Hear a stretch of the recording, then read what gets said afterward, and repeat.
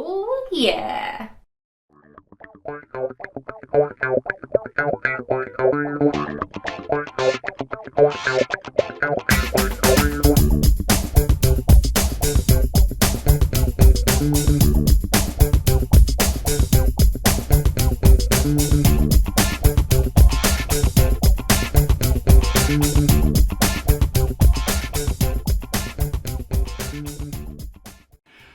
Well, hey, y'all, thank you so very much for taking time to come over here and visit with me over on Fritz's Cooking again. I'm Fritz, guys, and it's Friday, so I reckon it's time for another cooking tips and household hints, guys. And on this video series, I'm basically just doing like a single recipe, getting something easy together for y'all.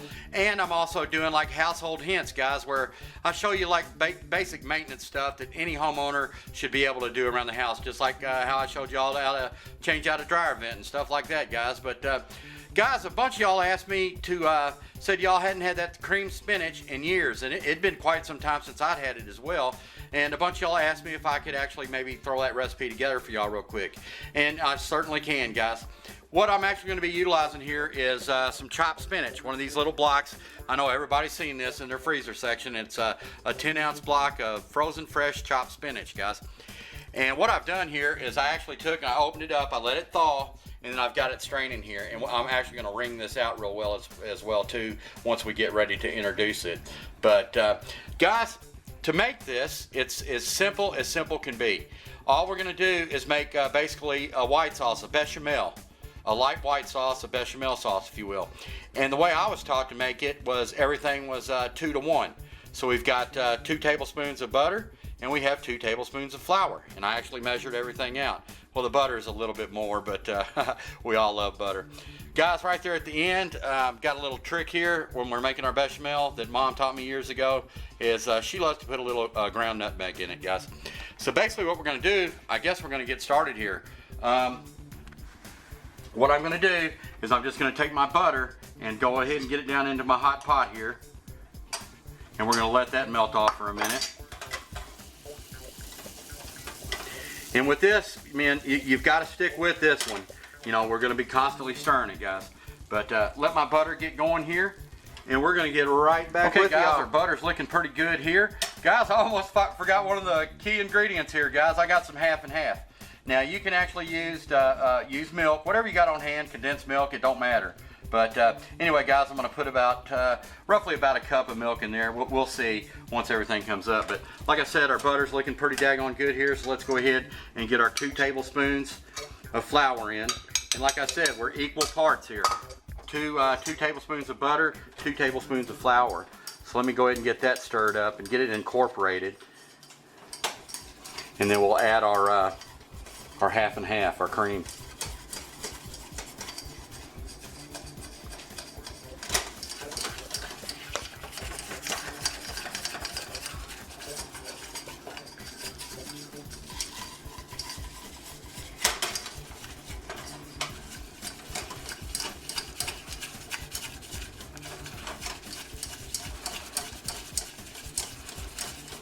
This is easy to do, guys.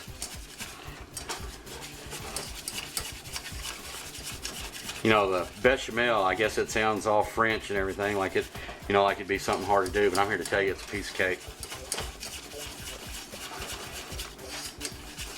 Okay, guys, I've got my flour and my butter pretty much incorporated together. Now we're going to start adding our cream here, our half and half. And we're going to stick with it. I'm going to add about, this is a cup. I'm going to reserve about a quarter, I guess. And we're going to go ahead and start stirring it. Alright, guys, I didn't think y'all wanted to sit here and just watch me stir and stir and stir. But this is what we're looking for, guys. And you got to stick with it. It takes a couple of minutes, but it's not that difficult. I'm going to add it in just the rest of the half and half here. So that's 1 cup of half and half to 2 tablespoons of butter and 2 tablespoons of flour. And guys, I said condensed milk, that's the sweet stuff. I meant evaporated milk. You can use evaporated milk, regular milk, or half and half. I like the half and half. It just seems like it makes it richer or something. But that's all I'm looking for right there, guys. That's done. Look at that. Got those little ribbons coming off of it. All right, guys, now what we're gonna do, Mom's little tip here. We're just gonna take a little bit of ground nutmeg, guys. Just a dash. About like so. All right, guys, now I'm gonna stir this up. And I'm gonna cut my heat back. All right, guys, final step, piece of cake. I'll get right back with you. All right, guys, final step. What I did was I took and I thawed out my spinach. I let it drain really, really well. Okay, guys? Now what we're gonna do, we're just gonna grab it. And I'm even gonna squeeze it even more. I want as much of that moisture out of it, water, as I can possibly get. All right, guys? Now you want, at this point, like I said, you want to turn your bechamel down to low. You don't want it to curdle. So basically, the only thing we're actually doing with this spinach is all we're doing is heating it through.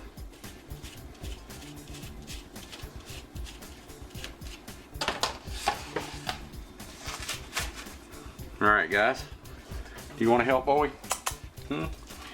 Let's go ahead and get this stirred up. Might use another implement for that.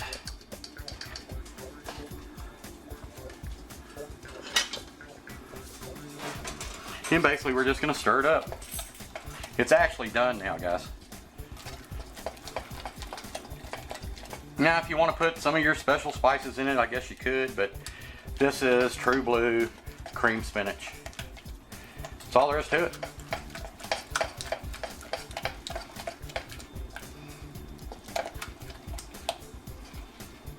Alright, I might let that just warm through just for a bit. And I'll probably put a little bit of pepper in it. You can always salt at the table. We always do that here. Unless if it's a recipe actually calling for a certain amount of salt. But okay, guys, I think that looks pretty daggone tasty. Take a peek at that, y'all. Yum diddly yum.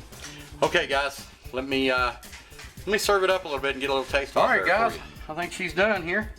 Go ahead and get her on down in here. All that goodness.